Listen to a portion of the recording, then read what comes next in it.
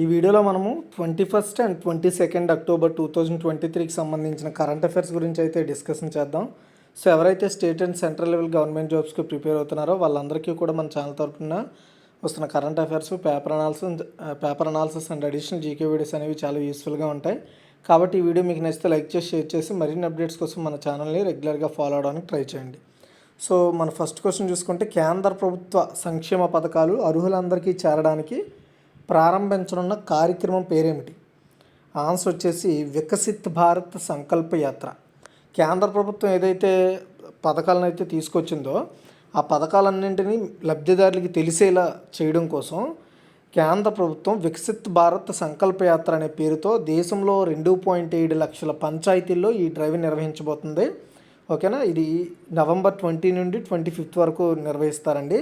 మెయిన్గా ఇందులోని ప్రధానమంత్రి ఆవాస్ యోజన, పీఎం కిసాన్ సమ్మాన్ నిధి, ఫసల్ బీమా యోజన, పోషణ్ అభియాన్, ఉజ్వల్ యోజన, ఆయుష్మాన్ భారత్, పీఎం గరీబ్ కళ్యాణ్ అన్న యోజన తదితర పథకాల గురించి ఎవరైతే అర్హులు ఉంటారో వాళ్ళకి ఈ పథకాల గురించి తెలియజేసి ఆ పథకాల్లో వాళ్ళని లబ్ధిదారులుగా చేయడమే మెయిన్ ఉద్దేశంగా. అట్ ది సేమ్ టైం ఇప్పుడు ఎలక్షన్ టైం కాబట్టి అండ్ వాటికి కూడా ఇది చాలా యూజ్ అవుతుందని చెప్పొచ్చు. తర్వాత second one, Kotak Mahindra bank నూతన సీఈఓగా అండ్ ఎండీగా ఎవరు నియమితులయ్యారు? ఆన్సర్ వచ్చేసి అశోక్ వాస్వాని అండి. యాక్చువల్గా ఈయన అపాయింట్మెంట్ని ఆర్బీఐ అప్రూవ్ చేసింది. తర్వాత వీళ్ళ యొక్క డైరెక్టర్స్ ఉంటారు కదా, బోర్డ్ ఆఫ్ డైరెక్టర్స్, వాళ్ళు అప్రూవల్ చేసిన తర్వాత ఇది మనకు బయటకు వస్తుంది అనమాట. అఫీషియల్గా అనౌన్స్మెంట్ ఉంటుంది. ఆర్బీఐ అయితే అప్రూవల్ ఇచ్చేసింది. అయితే ఆర్బీఐ నార్మల్గా ఇవ్వదు, వీళ్ళు ఎవరినో ఒకరిని వీళ్ళు మాకు సీఈఓగా ఓకే, ఎండీగా ఓకే అని ఒక ప్రతిపాదన పంపిస్తే వాటికి ఓకే చెప్తుంది. ఆ ఓకే తర్వాత మళ్ళీ బోర్డ్ ఆఫ్ డైరెక్టర్స్ ఓకే చెప్తే దీనికి అఫీషియల్ అనౌన్స్మెంట్ అవుద్ది అనమాట. సో నెక్స్ట్ 3 ఇయర్స్కి కోటక్ మహీంద్రా బ్యాంక్కి సీఈఓగా అండ్ ఎండీగా అశోక్ వాస్వాని ఉండడం కోసం రిజర్వ్ బ్యాంక్ ఆఫ్ ఇండియా వచ్చేసి అప్రూవల్ ఇచ్చింది. యాక్చువల్గా ఇప్పటివరకు ఈ మహీంద్రా ఫ్యామిలీయే ఎవరొకరు ఇందులో ఎండీ అండ్ సీఈఓగా ఉండేవారు. ఫస్ట్ టైం బయట వ్యక్తి అయిన అశోక్ వాస్వానికి ఈ పదవిని అయితే ఇవ్వబోతున్నారండి. ప్రస్తుతం వాస్వాని అమెరికా, ఇజ్రాయెల్ కేంద్రంగా కార్యకలాపాలు సాగిస్తున్న ఆర్థిక సాంకేతిక ఫిన్టెక్ సంస్థ అయిన పగాయా టెక్నాలజీస్కు ప్రెసిడెంట్గా ఉన్నారు. సిటీ గ్రూప్ అండ్ బార్క్లేస్ లాంటి ప్రముఖ విదేశీ బ్యాంకుల్లో పనిచేసిన ఎక్స్పీరియన్స్ ఉందండి అశోక్ వాస్వానికి. నెక్స్ట్, పురాతన వ్యూహాత్మక పరిజ్ఞానాన్ని ఆధునిక సైనిక పద్ధతులతో ఏకీకృతం చేయడానికి ఉద్భవ్ అనే కొత్త ప్రాజెక్ట్ని ఎవరు ప్రారంభించారు? రాజ్నాథ్ సింగ్. యాక్చువల్గా నేను దీని గురించి 1 month or 2 months బ్యాకే చెప్పానమాట. ఉద్భవ్ అనే ఒక ప్రాజెక్ట్ని కేంద్ర ప్రభుత్వం లాంచ్ చేయబోతుందంటే మొత్తానికైతే లాంచ్ చేశారు. అండ్ భారత ఆర్మీ ఢిల్లీలో నిర్వహించిన ఇండియన్ మిలిటరీ హెరిటేజ్ ఫెస్టివల్ ప్రారంభోత్సవ సందర్భంగా దీన్ని ప్రారంభించారు ఉద్భవ్ అనే ప్రాజెక్ట్. ఏంటి ఉద్భవ్ అనే ప్రాజెక్ట్? సింపుల్గా చెప్తాను చూడండి.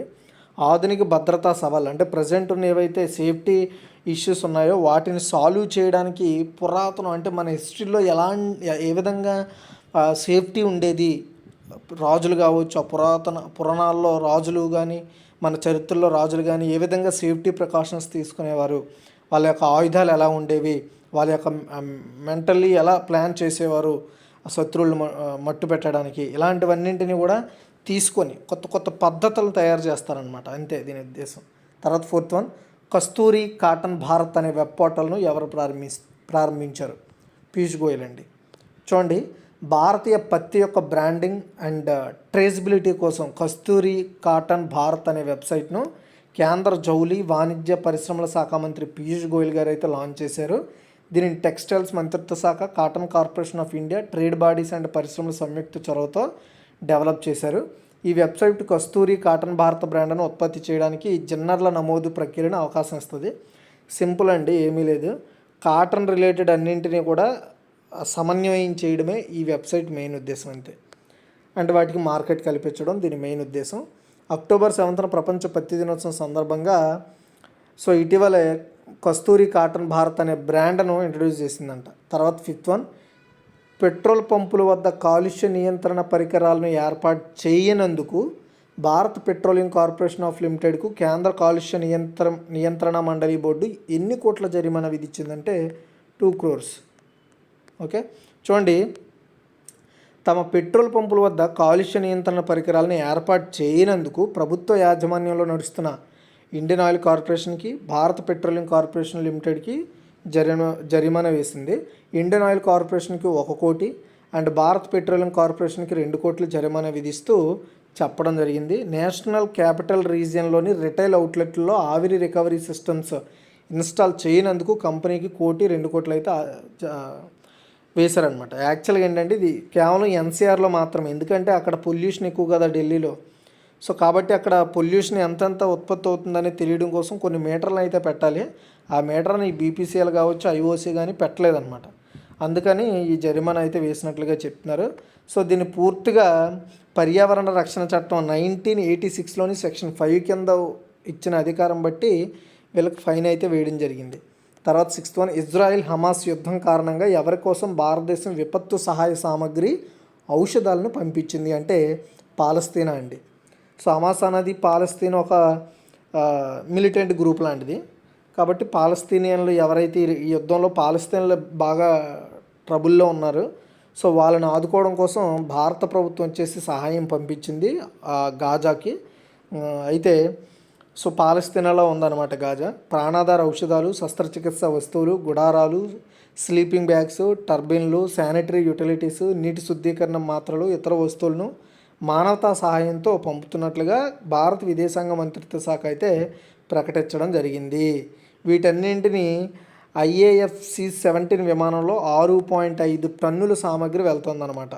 ఓకేనా. ఇది ఫస్ట్ సామాగ్రి ఈజిప్ట్లోని EL ఆరిష్ విమానాశ్రయానికి చేరుస్తారు. అక్కడి నుంచి రఫా సరిహద్దు గుండా గాజాకి అయితే వెళ్తుంది అనమాట. రఫా సరిహద్దు అనేది గాజాతో కలిసి ఉన్న ఒక బార్డర్. గాజాలో అంటే ఈజిప్ట్ యాక్చువల్గా వచ్చేసి మనకి ఇటు సైడ్ ఉంటుంది. సో చెప్తాను చూడండి, ఇది ఈజిప్ట్, ఇది వచ్చేసి మనకి గాజా అనమాట. Gaza strip. కాబట్టి ఈజిప్ట్ నుండి ఈజీగా ట్రాన్స్ఫర్ అంటే వస్తువులను అయితే ఈజీగా పంపించుకోవచ్చు అనమాట. ఓకే. తర్వాత ఇజ్రాయెల్పై అక్టోబర్ 7న హమాస్ ఉగ్రవాదులు దాడులు జరిపారు. దాంతో ఇజ్రాయెల్ రక్షణ దళం హమాస్ ఉనికి లేకుండా చేసేందుకు గాజాపై దాడులు చేస్తుంది. Next 7th one, test vehicle development flight TVD-1 పరీక్ష విజయవంతం అయింది. ఈ పరీక్షను ఇస్రో ఏ మిషన్ కోసం నిర్వహించిందంటే గగనయాన్ అండి. చూడండి, మానవ సహిత అంతరిక్ష యాత్ర అంటే మనిషితో చేసే అంతరిక్ష యాత్ర అనమాట. రహిత అంటే లేకుండా, సహిత అంటే మనిషితో. గగనయాన్ దిశగా ఇస్రో సైంటిస్టులు మరో కీలక ముందడుగు వేశారు. గగనయాన్ మిషన్ సందర్భంగా రాకెట్ ప్రయోగంలో ఏదైనా ఇన్కేస్ ఇష్యూ జరిగితే ఆస్ట్రోనాట్స్ అంటే అందులో ఉండే ఎవరైతే అంతరిక్షంలోకి వెళ్ళిన వ్యక్తులు ఉంటారో ఆస్ట్రోనాట్స్, వాళ్ళు ఉండే క్రూ మాడ్యూల్ సిస్టమ్ సురక్షితంగా భూమికి దిగిపోయేలా చేపట్టిన ప్రయోగాత్మక పరీక్ష సూపర్ సక్సెస్ అయ్యిందండి. అక్టోబర్ 21న ఉదయం ఆంధ్రప్రదేశ్ శ్రీహరికోటలోని సతీష్ ధావన్ స్పేస్ సెంటర్ నుంచి చేపట్టిన test vehicle development flight TVD-1 పరీక్ష పూర్తి స్థాయిలో సక్సెస్ అయిందని ఇస్రో అనౌన్స్ చేసింది. ఇంజిన్ లోపం వల్ల 5 సెకండ్ల ముందు ప్రయోగం వాయిదా పడింది. దీంతో మిషన్ కంట్రోల్ రూమ్లో టెన్షన్ వాతావరణం వచ్చింది. ఫైనల్గా అయితే 10 గంటలకు స్టార్ట్ అయిందనమాట ప్రయోగం. అండ్ 10 నిమిషాల్లో సక్సెస్ఫుల్గా కంప్లీట్ అయిందండి. ప్రయోగం దేనికోసం అంటే గగనయాన్ మిషన్లో భాగంగా ఇస్రో 2025లో ఆస్ట్రోనాట్స్ని 400 కిలోమీటర్ల ఎత్తులోకి ఎర్త్ ఆర్బిటర్లోకి పంపబోతుందన్నమాట మనుషుల్ని. ఆస్ట్రోనాట్లు అంతరిక్షంలో 3 రోజుల పాటు గడిపిన తర్వాత తిరిగి వస్తారు. ఈ మిషన్లో ఆస్ట్రోనాట్ల ప్రాణాలకు ముప్పు ఏదైనా వచ్చిందనుకోండి, అప్పుడు వెంటనే ఈ క్రూ ఎస్కేప్ సిస్టమ్ అనేది యూజ్ అవుతుంది. ఈ TVD-1 అనేది అర్థమైందా? ఈ TVD-1 అనేది ఒక escape system, crew escape system. ఇందులో ఆస్ట్రోనాట్లు ఉండేందుకు స్పేసు మాడ్యూల్ను నడిపేందుకు కంట్రోల్ వ్యవస్థలు ఉంటాయి. భూమిపై ఉన్న ప్రెజర్తోనే ఇందులోని అట్మాస్ఫియర్ ఉండేలా జాగ్రత్తలు తీసుకుంటారు. అయితే ప్రయోగ సమయంలో రాకెట్కు ప్రమాదం ఏర్పడితే క్రూ మాడ్యూల్ సేఫ్గా విడిపోవాలి. ఏమాత్రం తేడా వచ్చినా ఆస్ట్రోనాట్ల ప్రాణాలకు ముప్పు తప్పదు. అలాగే క్రూ మాడ్యూల్ నేలపై లేదా సముద్రంలో కూడా సేఫ్గా దిగిపోవాలి. ఈ 2 అంశాల్లో CES పనితీరును పరీక్షించేందుకు ఇస్రో TVD-1 ప్రయోగం చేపట్టగా అది సక్సెస్ అయింది. గగనయాన్ మిషన్కు ముందే ఇలాంటివి ఇంకా చాలా జరుగుతాయి. మొత్తానికి ఈ క్రూ మాడ్యూల్ను కూడా సముద్రంలో పడింది, దాన్ని సక్సెస్ఫుల్గా వెలికి తీశారు కూడా. నెక్స్ట్ 8, ఏ రాష్ట్ర ప్రభుత్వం మిషన్ మహిళా సారథిని ప్రారంభించింది? ఉత్తరప్రదేశ్ అండి. ఉత్తరప్రదేశ్ రాష్ట్రంలో అయోధ్యలోని మిషన్ మహిళా సారథి అనే ఒక కార్యక్రమం అయితే స్టార్ట్ అయింది. దీని కింద ఏంటంటే ఆ రాష్ట్రంలో రోడ్డు రవాణా సంస్థకి చెందిన 51 బస్సు సర్వీసులను CM యోగి ఆదిత్యనాథ్ ప్రారంభించారు. అయితే ఇందులో స్పెషల్ ఏముంది అంటే వీళ్ళకి ఈ బస్సులకి డ్రైవర్లు మహిళలే, కండక్టర్లు మహిళలే ఉంటారనమాట. కేవలం మహిళలు మాత్రమే ఈ బస్సులు నడుపుతారు. మహిళా డ్రైవర్లు కండక్టర్లుగా రాణించడం గర్వించదగ్గ విషయం అని చెప్పుకొచ్చారు. సో మహిళలు అన్ని ఉద్యోగాలు చేయగలరని నిరూపించడమే ఈ మిషన్ మహిళా సారథి. మెయిన్ మహిళలను ప్రోత్సహించడమే ఈ మిషన్ మహిళా సారథి యొక్క ప్రోగ్రామ్ అండ్ స్కీమ్ యొక్క మెయిన్ ఉద్దేశం. తర్వాత 9, ఏ రాష్ట్ర ప్రభుత్వం మొదటిసారిగా దుర్గా భారత్ సమ్మాన్ అవార్డులను ప్రకటించింది? పశ్చిమ బెంగాల్ అండి. సో మనందరికీ తెలుసు పశ్చిమ బెంగాల్ కావచ్చు, ఛత్తీస్గఢ్ కావచ్చు, అండ్ మన తెలుగు రాష్ట్రాల్లో కూడా ఎక్కువగా దసరాని బాగా సెలబ్రేట్ చేస్తారు, రైట్? అయితే ఇందులో భాగంగా పశ్చిమ బెంగాల్ అదేవిధంగా భారతదేశ సాంస్కృతిక విజ్ఞానం అండ్ ప్రజాసేవా రంగాల్లో విశేషమైన కృషి చేసిన వ్యక్తుల కోసం పశ్చిమ Bengal government first time Durga Bharat Samman అవార్డులను ప్రకటించిందనమాట. ఈ అవార్డులను గవర్నర్ డాక్టర్ సివి ఆనంద్ బోస్ గ్రహీతలకైతే ఇచ్చారు. మొదటి విడతగా అవార్డులను పండిట్ అజయ్ చక్రవర్తి అయిన సంగీత లెజెండ్ ఆయనకి ఇచ్చారు. మిగతాది గార్డెన్ రిచ్ షిప్బిల్డర్స్ అండ్ ఇంజనీర్స్కి, విశ్వభారతి విశ్వవిద్యాలయానికి, భారత అంతరిక్ష పరిశోధన సంస్థ అంటే ఇస్రోలకి అవార్డులు అయితే ఇచ్చారనమాట. సో పశ్చిమ బెంగాల్ గవర్నర్ దుర్గా భారత్ సమ్మాన్ పేరుతో అందిస్తున్న ఈ అవార్డుల కోసం సెప్టెంబర్ చివరిలో నామినేషన్లు తీసుకున్నారు. ఈ అవార్డులు దుర్గా భారత్ పరమ సమ్మాన్కి వచ్చేసి 1,00,000, దుర్గా భారత్ సమ్మాన్కి వచ్చేసి 50,000 మరియు దుర్గా భారత్ పురస్కార్కి వచ్చేసి 25,000 రూపాయలతో గ్రహీతలకు నగదు బహుమతి ఇస్తారు. తర్వాత 10, తేజ్ తుఫాను ఏ సముద్రంలో ఏర్పడింది? ఆన్సర్ వచ్చేసి అరేబియా సముద్రం అండి.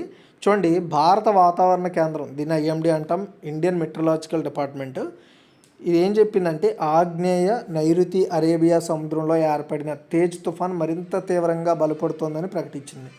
అంటే అటు గుజరాత్కి అండ్ ఇటు కేరళకి, మహారాష్ట్రకు కూడా దీని ఎఫెక్ట్ ఉంటుంది అనమాట. మెయిన్ ముంబైకి, మహారాష్ట్రకు కాదు. సో ఈ పేరు తేజ్ అనే తుఫాన్ అయితే బలపడిందంట. యాక్చువల్గా ఫస్ట్ అల్పపీడనం, తర్వాత తుఫాన్గా మారింది, ఇప్పుడు తీవ్ర తుఫాన్గా మారిందంట. గంటకు గరిష్టంగా 62 కిలోమీటర్ల నుంచి 88 కిలోమీటర్ల వేగంతో గాలులు వస్తాయని ఐఎండీ చెప్పింది. అండ్ ఇన్ కేస్ గాలులు 89 నుండి 117 కిలోమీటర్లకు కానీ చేరితే దాన్ని తీవ్ర తుఫాన్ అంటాం. ఇప్పుడు జస్ట్ తుఫాను ఈ 88 దాటి కానీ పైకి వెళ్ళింది అనుకోండి, అది తీవ్ర తుఫాన్ అవుద్ది. ఈ తుఫాను భారత్లో గుజరాత్పై తీవ్ర ప్రభావం చూపే ఛాన్స్ ఉందట. పశ్చిమ వాయువ్య దిశగా కదులుతుండడంతో రాష్ట్రంలో తూర్పు ప్రాంతంపై అంతగా ప్రభావం చూపకపోవచ్చు అని చెప్తున్నారు. అయితే తీవ్ర తుఫాన్గా మారి ఒమాన్, దాని పక్కనే ఉన్న యెమెన్ దక్షిణ తీరాలపై ఎక్కువ ప్రభావం చూపే ఛాన్స్ ఉంది. ఈ తుఫాన్కి తేజ్ అనే పేరును మన ఇండియానే పెట్టింది. 2020లో WMO అంటే వరల్డ్ మెట్రలాజికల్ ఆర్గనైజేషన్ ప్యానల్ ఆమోదించిన తుఫాను పేర్ల జాబితాలో ఈ తేజ్ ఉంది. ఈ తేజ్ని పెట్టడం జరిగింది. నెక్స్ట్ ఒమాన్లో కూడా ఒక కొత్త తుఫాను ఏర్పడే ఛాన్స్ ఉందని చెప్తున్నారు. ఇన్కేస్ అది కూడా వస్తే దాని గురించి కూడా చెప్తాను. నెక్స్ట్ 11, ఐక్యరాజ్య సమితి ప్రపంచ పర్యాటక సంస్థ UNWTO అంటారనమాట, United Nations World Tourism Organization దీని ఫుల్ ఫామ్. ఇది 2023 ఎడిషన్ రిలీజ్ చేసింది. దీని మీద ఉత్తమ పర్యాటక గ్రామాలలో ఒకటిగా గుర్తించబడిన భారతీయ గ్రామం ఏది? UNWTO 2023 ఎడిషన్లో ఉత్తమ పర్యాటక గ్రామాల్లో ఒకటిగా గుర్తించబడిన భారతీయ గ్రామం ఏది అంటే తోడ్డు అనే గ్రామము గుజరాత్లోని కచ్ జిల్లాలో ఉందండి. కచ్ అనే జిల్లాలో ఈ తోడ్డు అనే గ్రామం ఉంది. ఈ గ్రామము ఐక్యరాజ్య సమితి ప్రపంచ పర్యాటక సంస్థ 2023 ఎడిషన్లో రిలీజ్ చేసిన 54 ఉత్తమ పర్యాటక గ్రామాల్లో ఈ తడ్డు అనే గ్రామం కూడా ఒకటి ఉందట. ఓకేనా? ఇది ఒక సంస్కృతి మరియు బన్నీ ఆతిథ్యానికి ప్రసిద్ధి చెందిన ప్రాంతం అంటది. అండ్ ఇక్కడ 100 రోజులు రన్ ఉత్సవంతో పాటు క్లిష్టమైన మట్టి క్రాఫ్ట్లు, ముత్సా ఎంబ్రాయిడరీల కోసం ఇక్కడ ఎక్కువగా విజిటర్స్ వస్తారంట ఇక్కడికి. ఓకే, గుర్తుపెట్టుకోండి. అయితే అదనంగా 20 గ్రామాల అప్గ్రేడ్ ప్రోగ్రాంలో చేరే ఈ UNWTOలో. అండ్ మొత్తం 74 గ్రామాలు ఇప్పుడు UNWTO బెస్ట్ టూరిజం విలేజెస్ నెట్వర్క్లో భాగంగా ఉన్నాయి. ఇందులో ది బెస్ట్ వచ్చేసి 54. అయితే ఉజ్బెకిస్తాన్లోని సమర్కండ్లో జరిగిన UNWTO జనరల్ అసెంబ్లీ సందర్భంగా వీటి యొక్క సెలక్షన్ గురించి అనౌన్స్ చేశారు.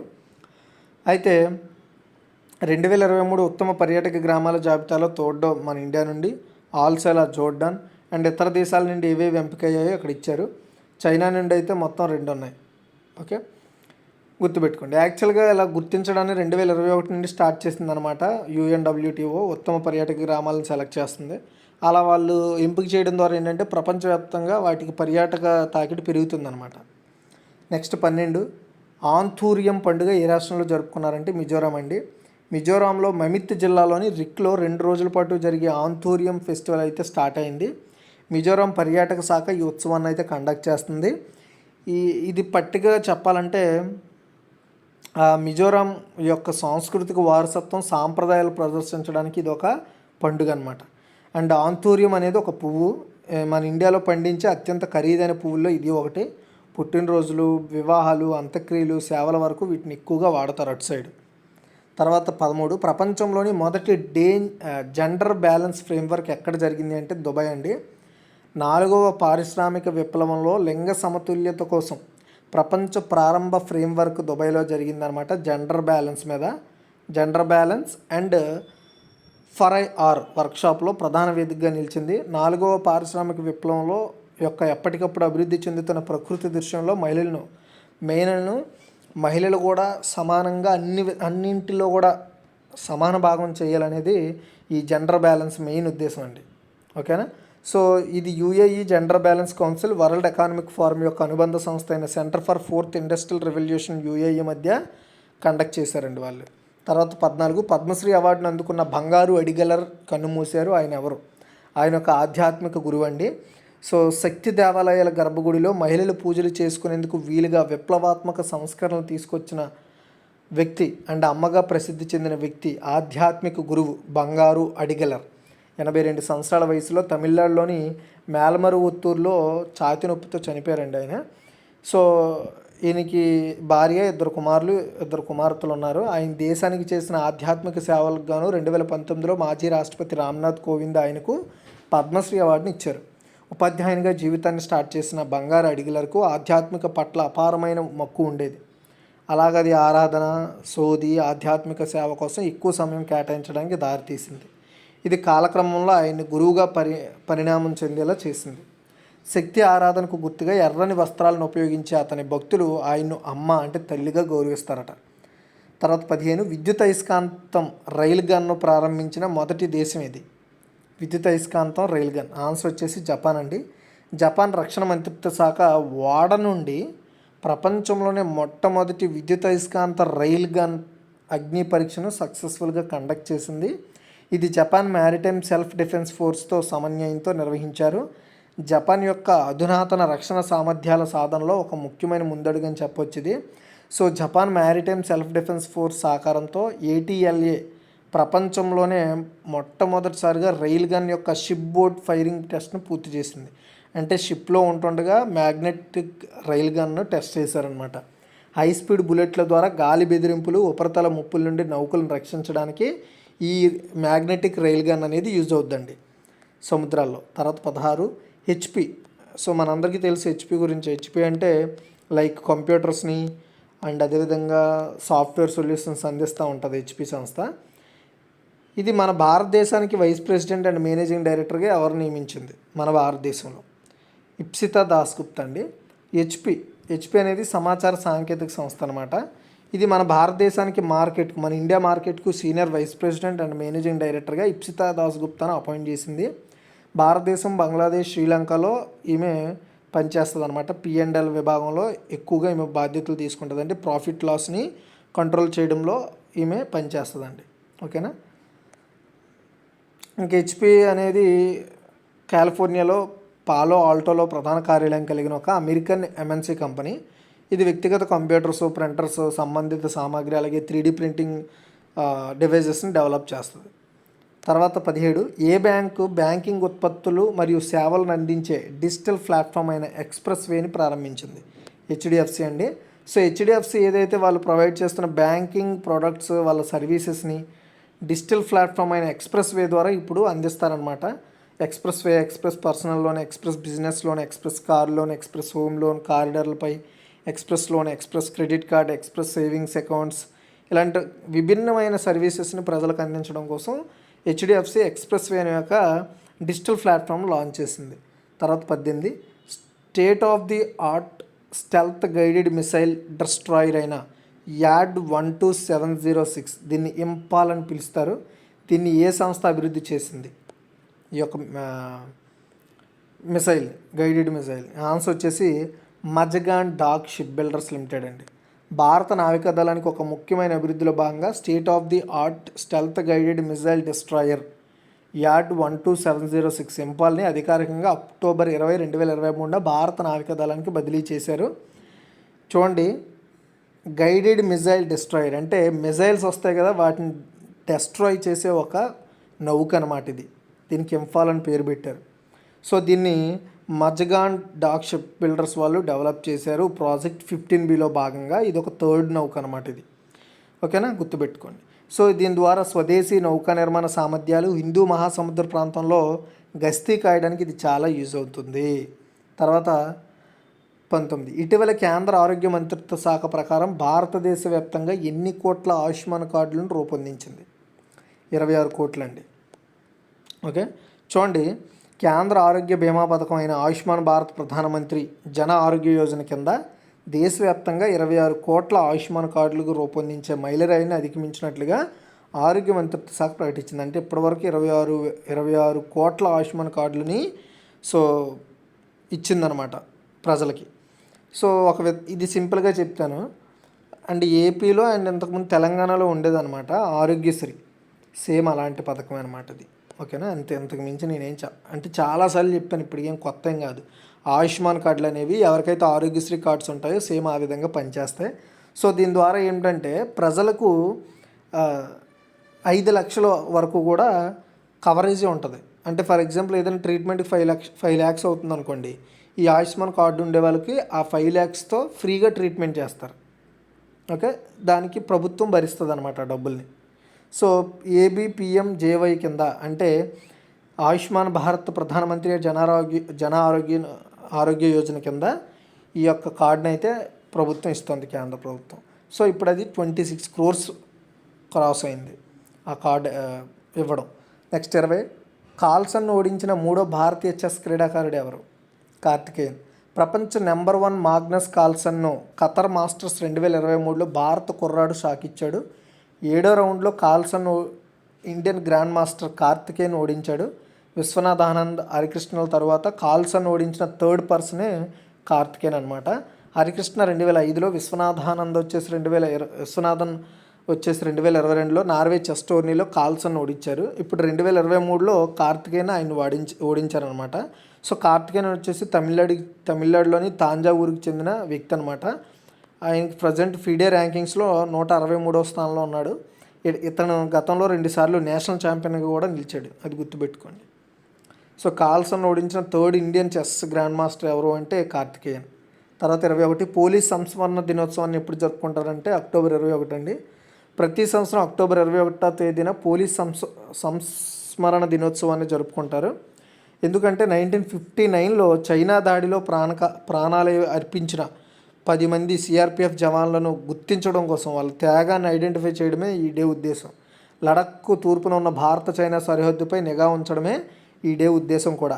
అక్టోబర్ 20, 1959న CRPF భారతదేశం టిబెట్ సరిహద్దులో గస్తీ తిరుగుతుండగా 3వ బెటాలియన్కి చెందిన 3 ప్రత్యేక యూనిట్లు లడఖ్లోని హాట్ స్ప్రింగ్స్ ప్రాంతానికి సమీపంలో స్వతంత్ర గస్తీకి పంపబడ్డారు.